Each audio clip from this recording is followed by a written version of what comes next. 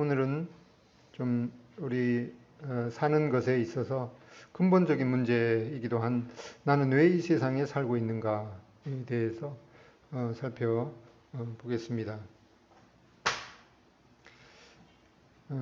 아프리카 그 최고봉인 이 킬리만자로 산이라고 그럽니다. 높이가 약 한 6,000m 정도 되는데 뭐 가보신 분이 아마 없을 것 같은데 우리나라 그 백두산 높이가 2,744m니까 거의 배 정도 됩니다. 밑에는 이렇게 동물들이 이렇게 놀고 있고 그 높은 그 킬리만자로 그 높은 데는 이제 만년설이 이렇게 쌓여 있습니다. 그런데 이제 그 해밍웨이가 쓴 이 킬리만자로의 눈이라는 그 소설의 그 첫 서두가 이렇게 시작되고 있습니다. 영어로 되어 있는 그 소설 처음에는 이제 킬리만자로 높이가 약 6,000m 정도 되는데 그 아프리카 최고봉이고 그 서쪽 봉우리가 마사이 그 부족말로 하나님의 집이라는 그런 뜻인데 거기에 그 표범에 얼어 죽은 그런 시체가 있었는데 아무도 그 표범이 왜 거기 있었고 왜 그 죽음을 맞이했는지 아무도 설명해 주지 않았다라는 그런 말로 이제 시작이 됩니다. 이제 보통 사람들은 이제 인생의 목표를 좀 더 높은 명예를 추구하면서 높이 올라가는 사람이 있을 거고 또 인생에 물질을 많이 갖는 것이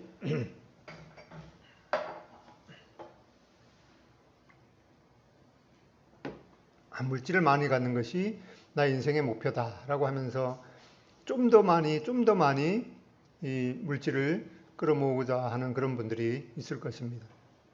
또는 어떤 사람들은 어차피 인생 죽음은 그뿐인 거 좀 더 이 세상에서 이 짜릿한 쾌락을 맛보기 위해서 좀 더 인생을 즐기는 그런 사람들이 있을 것입니다. 아마 이 소설에 나오는 이 표범도 밑에서 얼마든지 그 사냥을 할 수 있었는데 높은 데로 올라가면 뭔가 있을 줄 알고 아마 높이 올라가다가 보니까 높이 올라가면은 먹이도 없죠.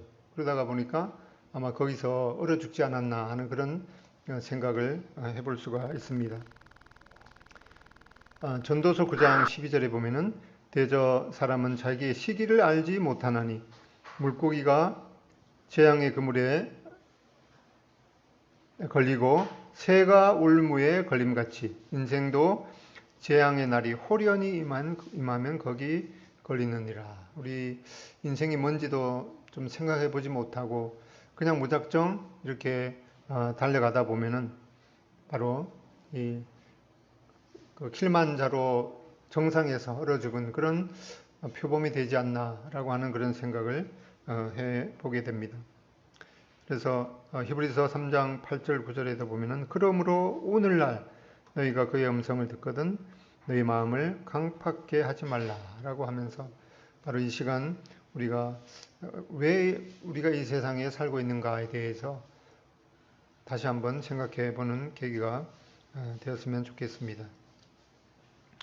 예레미야 20장 18절에 보면 예레미야는 어찌하여 내가 태에서 나와서 고생과 슬픔을 보며 나의 날을 부끄러움으로 보냈는고 라고 하면서 이 예레미야 선지자는 이 인생에 대한 그런 슬픔을 표현하고 있습니다. 그래서 우리가 왜 이 세상에 살고 있는가에 대해서 좀 더 살펴보는 시간을 갖겠습니다. 우리의 그 인생의 그 시작이 우리에게서 비롯된 것이 아님을 우리는 우선 알아야겠습니다.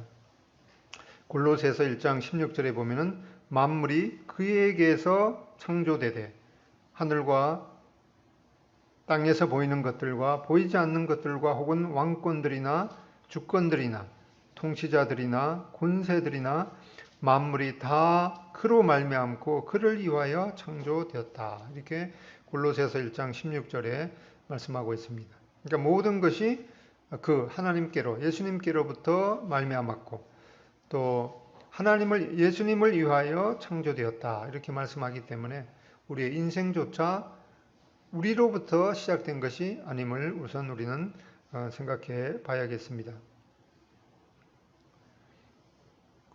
골로새서 1장 15절, 17절 다시 한번 그 앞뒤 구절을 보면은 골로새서 1장 15절 그는 보이지 아니하는 하나님의 형상이요 모든 피조물보다 먼저 나신 이시니 만물이 그에게서 창조되되 하늘과 땅에서 보이는 것들과 보이지 않는 것들과 혹은 왕권들이나 주권들이나 통치자들이나 권세들이나 만물이 다 그로 말미암고 그를 위하여 창조되었고 또한 그가 만물보다 먼저 계시고 만물이 그 안에 함께 있느니라.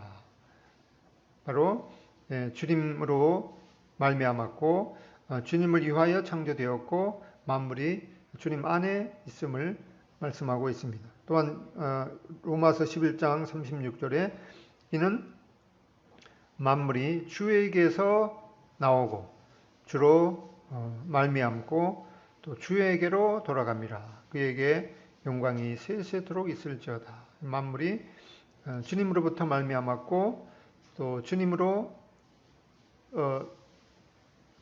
주님을 통해서 되어 있고 또 결국에는 다 주님께로 돌아가게 되는 것을 말씀하고 있습니다. 그래서 하나님의 이 모든 창조는 바로 그분 안에서 비롯되었고 또 그분에 의해서 비롯되었고 또 그분을 위하여 창조되었고 그래서 주님으로부터 말미암았고 또 주님을 통해서 되었고 또 주님께로 다 돌아가게 되는 것을 보게 됩니다. 그래서 우리의 인생이 바로 우리에게서 비롯된 것이 아니고 바로 주님께로부터 우리의 인생이 시작된 것을 우리는 마음에 새길 필요가 있겠습니다. 또한 두 번째로 이 모든 것은 다 하나님께로 말미암은 것이다. 그래서 이제 그렇기 때문에 우리에게서 우리 인생이 비롯된 것이 아니기 때문에 우리는 중요한 두 가지 질문을 해볼 필요가 있는데 나는 왜 이 세상에 살고 있는가? 또 내 인생에서 과연 중요한 것이 무엇인가를 생각해 봐야겠습니다. 그래서 우리의 그 인생의 목적은 바로 우리는 하나님께 영광을 돌리기 위해서 살아가는 것이 바로 우리 인생의 목적 중에 하나인 것을 생각해 보게 됩니다. 로마서 11장 36절에 보면은 이는 만물이 주에게서 나오고 주로 말미암고 주에게로 돌아갑니다. 그에게 영광이 세세에 있을지어다. 아멘. 또한 잠언 16장 4절에 보면은 여호와께서 온갖 것을 그 쓰임에 적당하게 지으셨나니 이렇게 말씀하고 있는데 다른 뜻으로 말씀하면은 주는 모든 것을 그의 목적을 위해서 만드셨다라고 생각할 수가 있습니다. 또한 에베소서 1장 11절에 보면은 이 모든 일을 그의 뜻에 결정대로 일하시는 이의 계획을 따라서 우리가 예정을 입어 그 안에서 기업이 되었나니 이렇게 에베소서 1장 11절에 말씀하고 있는데 이걸 좀 더 풀이해 놓은 이 메시지 성경을 보면은 오직 그리스도 안에서만 우리가 누구인지 그리고 우리가 무엇을 위해 사는지 알 수 있다. 우리가 그리스도를 알기 전에 어떤 소망을 갖기 전에 하나님은 이미 우리를 눈여겨 보셨고 만물과 만인 가운데서 역사하시는 목적의 한 부분으로서의 영광스러운 삶을 이미 계획해 놓으셨다라고 말씀하고 있습니다. 철학자 이 토마스 칼라일은 목적이 없는 사람은 키가 없는 배와 같아 한낱 떠돌이요 아무것도 아닌 인간이라 부를 수 없는 사람이다 라고 말씀하고 있습니다. 그래서 인생의 이 분명한 목적을 갖고 사는 것이 얼마나 중요한가를 말씀하고 있습니다. 또한 이 조지 버나드 쇼라는 사람은 이것이 삶의 진정한 기쁨이다. 위대한 목적이라고 여겨지는 것을 위해 사용되는 것은 세상이 우리를 행복하게 해주지 않는다고 불평하는 이기적인 아픔과 슬픔의 덩어리보다 자연스러운 힘이 되는 것이다. 그래서 이 분명한 이 인생의 목적을 위해서 살아가는 것이 얼마나 중요한가를 이렇게 말씀하고 있습니다. 그래서 우리 인생의 이 중요한 5가지 이유를 살펴보겠습니다. 첫 번째로 우리는 하나님의 기쁨을 위해서 계획되었다는 것을 생각해 봐야겠습니다. 시편 149편 4절 전반절에 보면은 여호와께서는 자기 백성을 기뻐하신다. 그러니까 우리가 우리 가정에 새로운 아이가 태어나면은 얼마나 큰 이 기쁨이겠습니까? 그것과 마찬가지로 우리는 이 하나님의 기쁨을 위해서 창조되었다는 것을 마음에 새겨야겠습니다. 두 번째는 우리는 하나님의 이 자녀로 거듭나서 하나님의 그 가족의 일원이 되었습니다. 에베소서 1장 15절에도 보면은 1장 5절에도 보면은 그 기쁘신 뜻대로 우리를 예정하사 예수 그리스도로 말미암아 자기의 아들들이 되게 하셨으니 우리가 하나님의 그 아들과 딸로 받아들여져서 하나님의 그 가족의 하나님의 집에 한 이 가족의 일원으로 받아 영접되었습니다.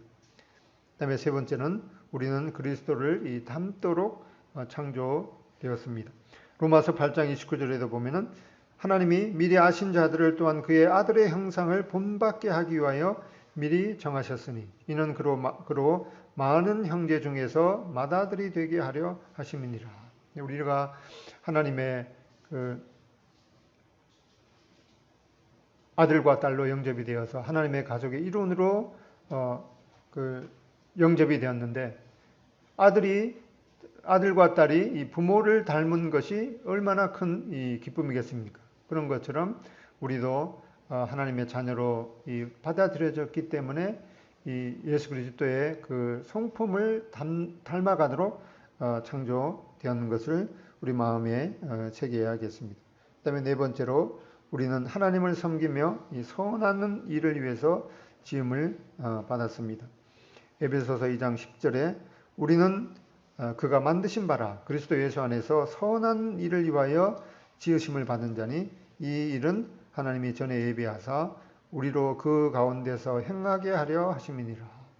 하나님이 우리를 하나님의 자녀로 받아 주신 것은 바로 이 하나님을 섬기며 또 하나님께서 원하시는 이 선한 일을 하도록 지음을 받은 것임을 마음에 새겨야겠습니다.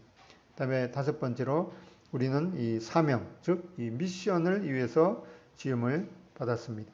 요한복음 17장 18절에도 하나님 아버지께서 나를 세상에 보내신 것 같이 나도 그들을 세상에 보내었다.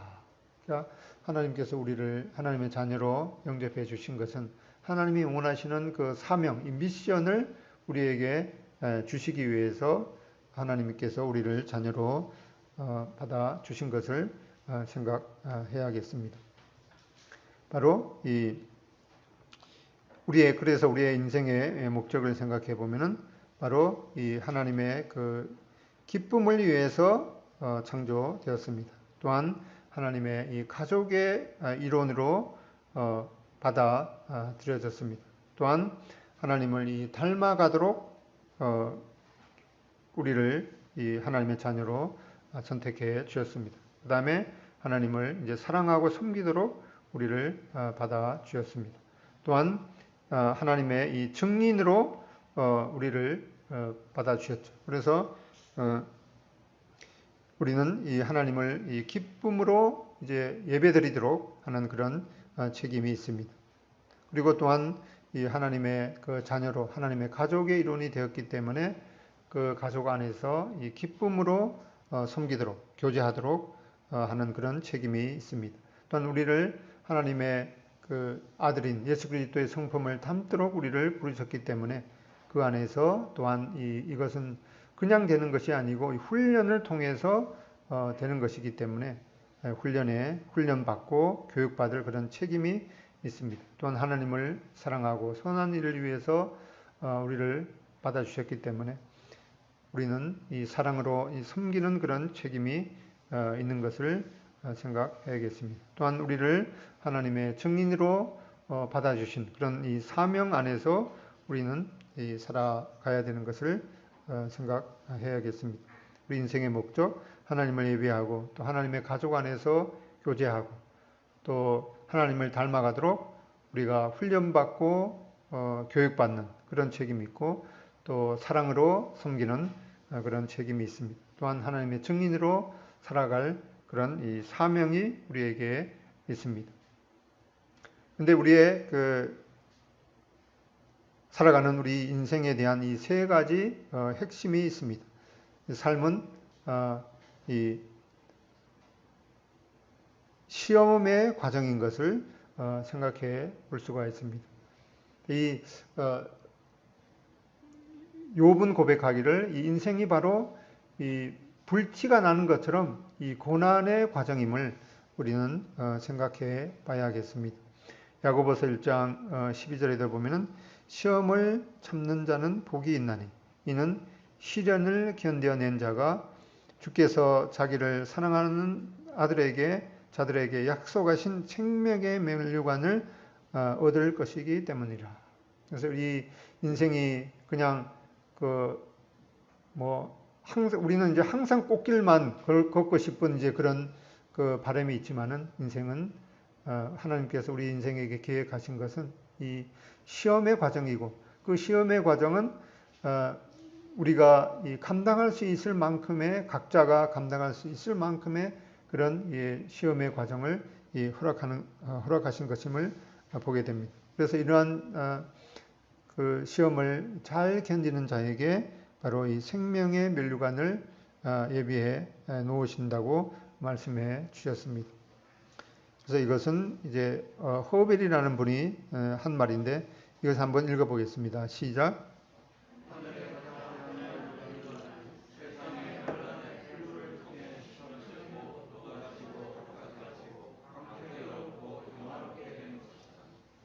예, 아멘이 됩니까? 네, 하늘의 가장 화려한 면류관은 세상의 환난의 풀물을 통해서 실험되고 녹아지고 닦아지고 광택을 얻고 영화롭게 된 것이다. 이 하늘에서 이 영화로운 그런 위치를 받으려는 자에게는 틀림없이 이 세상에서 다른 사람보다 더 강도 높은 그런 시험을 통과한 자들에게 주어지는 것임을 보게 됩니다. 밑에도 보면은 이제 다니엘과 이 세 친구가 이 풀무불에 들어가는 그런 이 시험을 통과한 그림을 보게 됩니다. 그 다음에 두 번째로 인생에 대해서 생각하는 것은 삶은 이 위탁인 것을 생각해 봐야겠습니다. 그래서 이 삶은 우리 인생은 우리가 주인이 아니라 우리는 바로 이 천직이 그러니까 우리가 오너가 아니라 바로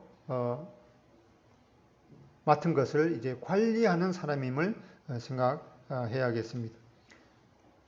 누가복음 12장 48절에 보면은 무릇 많이 받은 자에게는 많이 요구할 것이요 많이 맡은 자에게는 많이 달라 할 것이니라. 하나님께서 각자의 그런 능력과 이 은사와 달란트대로 우리 인생을 맡겨서 어떤 많은 그런 달란트를 받은 자는 자기가 잘나서 그런 것이 아니라 하나님께서 그 사람에게 이 많은 것을 이제 요구하기를 원하셔서 그렇게 주셨기 때문에 우리는 다른 사람에 비해서 나는 뭐 능력이 부족하고 또 이 받은 은사가 부족하다 그런 것을 탓할 필요가 없지. 하나님께서 각자 맡은 자에게 그 은사대로 주셨기 때문에 많은 그런 달란트를 받은 자는 틀림없이 하나님 앞에 많은 것을 돌려드려야 될 그런 이 책임이 있기 때문에 우리는 하나님 앞에서 우리의 그런 현재의 모습에 대해서 평안함을 갖고 또 하나님 앞에 나의 현 위치에서 충성스럽게 대하는 그런 태도가 할 것입니다. 그다음에 세 번째로 우리가 생각하는 것은 삶은 극히 일시적인 것이다. 그러니까 이 인생은 짧다라는 그런 이 말은 늘 우리가 들어왔고 그렇게 생각하고 있지만은 삶은 아주 극히 이 한 순간임을 우리는 그 마음에 새겨야겠습니다. 시편 119편 19절에 보면은 나는 땅에서 이 나그네가 되었사오니 라는 그런 말씀인데, 이 다른 그 번역에 보면은 나는 이 땅에 잠시 동안만 있습니다 라는 그런 표현입니다. 또한 시편 39편 5절에 보면은 주께서 나의 날을 한 뼘 길이만큼 되게 하심에 나의 일생이 주 앞에서 없는 것 같사오니. 하나님의 영원하신 하나님의 관점에서 볼 때 우리의 기껏해야 이 100년도 안 되는 그런 인생은 하나님의 그 관점에서 볼 때 없는 것과 같은 그런 아주 극히 짧은 인생임을 생각할 수가 있습니다. 또 다른 글에 보면은 이 밤에 이 주께서는 천년이 하루 같고 바로 이 밤의 한 경점 같은 그런 인생임을 말씀했습니다. 그래서 베드로전서 1장 17절에 보면 외모로 보시지 않고 각 사람의 행위대로 심판하시는 이를 너희가 아버지라 부른즉 너희가 나그네로 있을 때의 때를 두려움으로 지내라. 그래서 우리 인생은 뭐 유행가 가사에도 인생이 나그네 길이라는 그런 그 표현이 있지만은 우리는 이 영혼의 그 관점에서 볼 때 우리의 이 땅에서의 삶은 바로 이 나그네와 같은 삶이라고 말씀하고, 그래서 나그네로 있을 때를 바로 두려움으로 지내라 이렇게 권면하고 있습니다. 그 리고 오렌이라는 사람이 인생에 대해서 말하기를 이 세상에서 우리가 숨 쉬는 시간이 우리 인생 스토리의 이 완결편이 아니며 스토리의 이 나머지 부분은 천국에 가서야 채울 수 있다라고 말씀하고 있습니다. 그래서 우리의 그 인생이 우리가 이 세상에 살아가는 이 인생이 전부가 아니라라는 그런 생각을 하고 있지만은 더욱더 이런 것에 대해서 우리가 마음에 새겨야겠습니다. 그래서 우리의 인생은 우리의 삶은 이 시험의 과정이다. 꽃길만 걷게 되는 그런 인생이 결코 아닌 것이죠. 그 다음에 두 번째로 우리의 인생은 위탁된 것이다. 우리가 오너가 아니라 우리는 맡겨진 것을 관리하는 사람이다. 그 다음에 우리의 인생은 이 극히 일시적인 것이다. 라는 것을 생각하면서 우리는 우리의 인생에 대해서 좀 더 왜 이 세상에 살고 있는가를 마음에 새길 필요가 있겠습니다. 그래서 결론적으로 우리는 이 하나님의 영광을 위해서 우리의 인생을 사는 것이다. 나는 왜 이 세상에 살고 있는가? 우리는 하나님의 영광을 위해서 존재하는 것이다. 그래서 우리는 이 하나님께서 말씀하신 이 지상 명령, 마태복음 28장 18절, 20절 암송할 수 있겠습니까? 너희는 모든 족속으로 제자를 삼아 아버지와 아들과 성령의 이름으로 침례를 주고 내가 너희에게 분부한 모든 것을 가르쳐 지키게 하라. 여기 보면은 이 하나님께서 이 모든 권세를 예수님에게 주셨기 때문에 우리는 이 모든 족속으로 제자를 삼는 그런 이 영혼 구령과 또 아버지와 성부와 성자와 성령의 이름으로 침례를 주는, 그렇게 해서 이제 그 교회의 일원이 되게 하는 그런 우리의 책임, 그리고 주님께서 분부한 모든 것을 가르쳐 지키게 하라고 하는 이러한 그 균형 잡힌 이러한 그 교육에 대한 그런 책임, 이러한 지상 명령을 우리에게 주었습니다. 그리고 이 대계명을 또 주셨습니다. 마가복음 12장 30절로 31절 한번 찾아보겠습니다. 마가복음 12장 30절 31절 다 같이 읽어보겠습니다. 마가복음 12장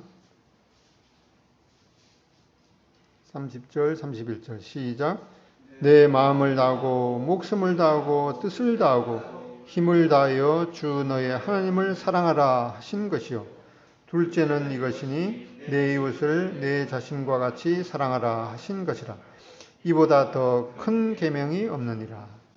이 대계명을 요약하면은 하나님을 사랑하고 이웃을 사랑하는 이런 이 대계명을 주었습니다. 그래서 우리는 이 하나님 앞에 이 기쁨을 드리기 위해서 예배를 드려야 되고, 또 하나님의 가족 안에서 이 교제, 또 예수님을 닮아가도록 이 훈련받고 교육받을 그런 책임, 또 우리가 사랑으로 하나님과 이웃을 섬기는 그런 책임, 그리고 예수님께서 하신 그런 모든 말씀을 이제 이루어 드릴 그런 사명이 있습니다. 그렇게 해서 바로 하나님께서 우리에게 우리 인생을 향하신 그런 목적을 이루어 드리는 삶을 통해서 이제 그런 이 목적에 헌신해서 결국에는 이 하나님께 영광을 드리는 이러한 것이 바로 우리가 이 세상에 살고 있는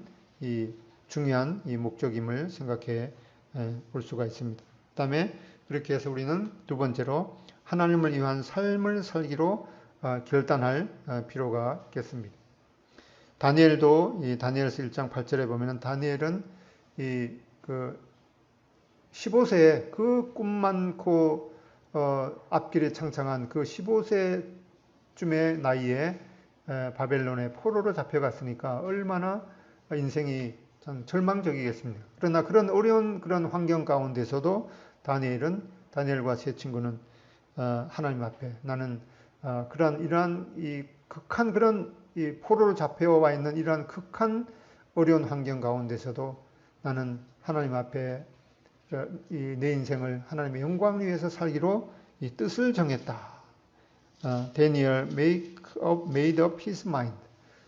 이 굳게 하나님 앞에 내 인생을 하나님의 영광을 위해서 살기로 굳게 결심했던 그런 이 다니엘의 마음을 보게 됩니다. 다니엘에게 있어서는 그 환경이 문제가 되지 않았죠.